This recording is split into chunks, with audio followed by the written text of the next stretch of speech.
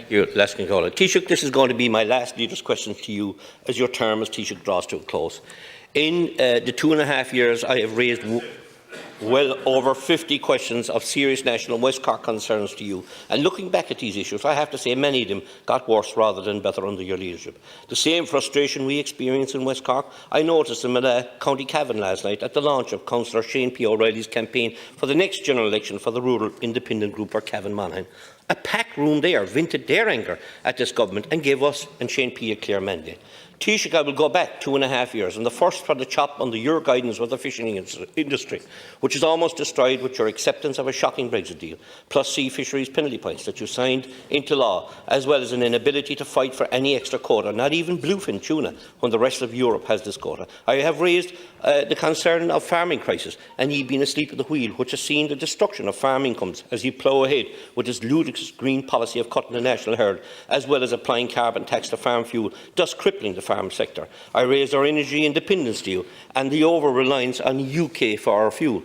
I spoke to you of the possibility of exploring our own fuel off Barry Road and a floating LNG gas terminal off Cork Harbour to be met with deaf ears. I spoke to you on people waiting in Cork for operations, like cataracts, for 5 years, and 2.5 years later, people of Cork City and County still wait 5 years. I raised the closure of the Bank of Ireland banks in Bantry and Dunmanway, as well as post offices like Goleen and West Cork, and nothing has happened. They closed. Also, Castle Dunbar, Dunmanway and Kinsale banks were almost went cashless under your watch until the Rural Independent Group stepped in and put a stop to this.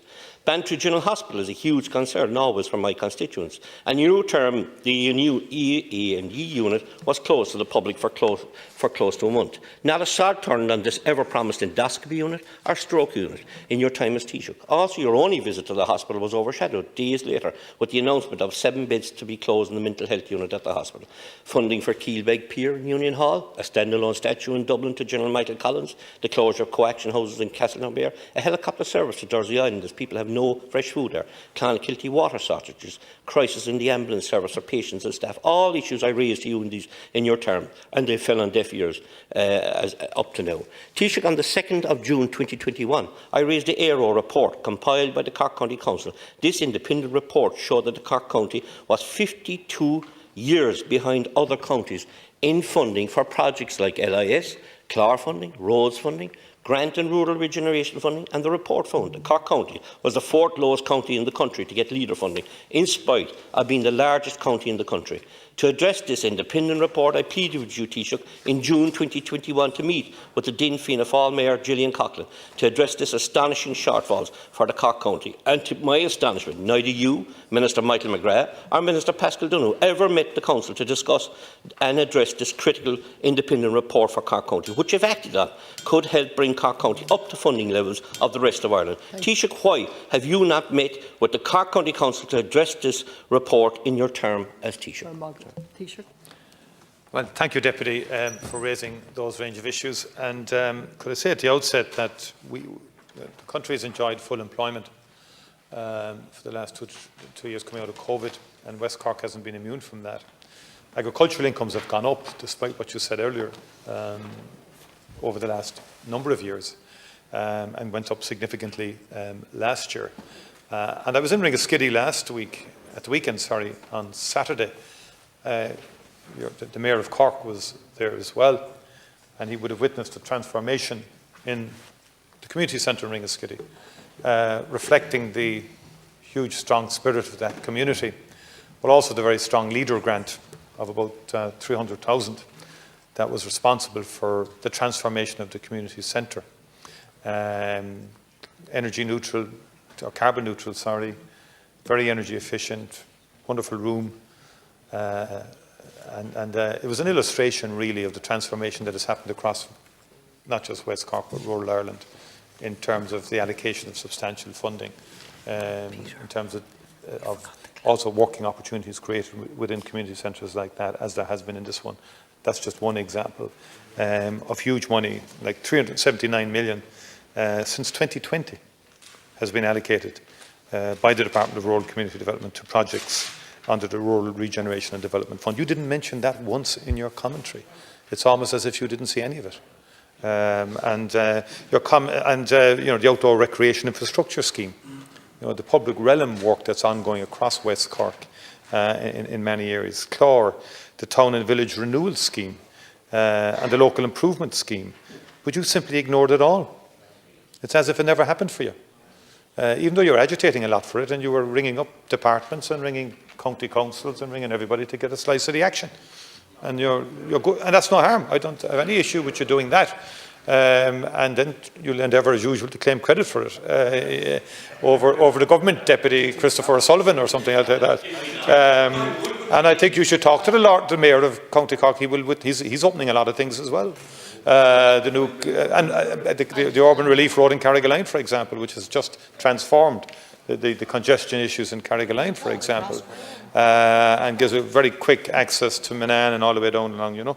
So I just don't accept. I think the leader and the Clár, and we will seek if we can improve them even further, but you must acknowledge, surely you have to acknowledge the additional funding that was earmarked for projects right across West Cork itself. And then, of course, Croí Cónaithe Towns Fund now will be very useful for any vacant property refurbishment that will be required. I mean, really substantial grants for some of the towns all west along that could benefit from that, and people could establish homes and live in those homes and benefit from significant grants from the Croí Cónaithe Towns Fund, and that can go from 30,000 to 50,000. And in fisheries, as you know, Brexit was the key factor there, but we have brought in the funding from the Brexit Adjustment Fund, which will help in that regard.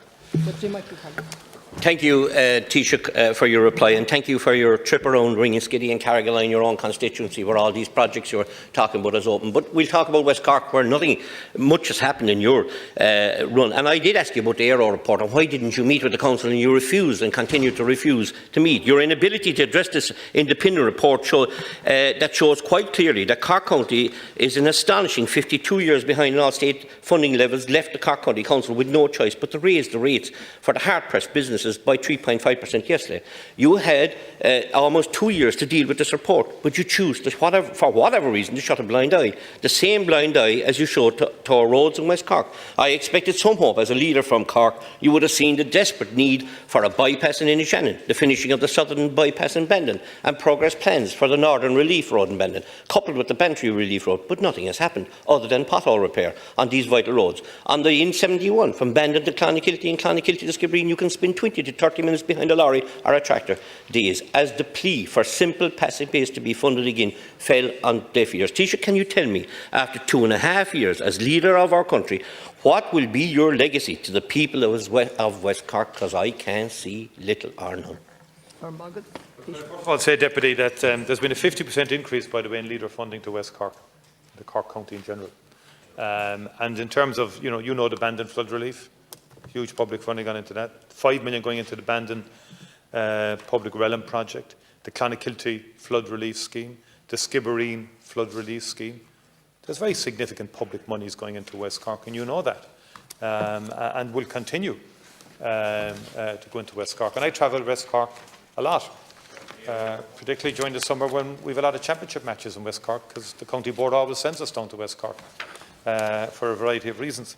And I can get from A to B relatively quickly there. And in some respects, we need to work on, and I was down in Clonakilty in the summer when a major investment in Treasury, in the Treasury company there in Clonakilty Park, dramatic increase in employment there, huge investment, which is a huge vote of confidence. The global shares, yeah. Mr. Diamond arrived in and couldn't get over the productivity of the workers in Clonakilty, an international financial services company in West Cork, doing outstanding work. And I think you should be careful. I don't mind you raising issues, but don't paint it as one long. You shouldn't paint it as one long tale of misery, Deputy. Because one thing West Cork isn't, it's not miserable.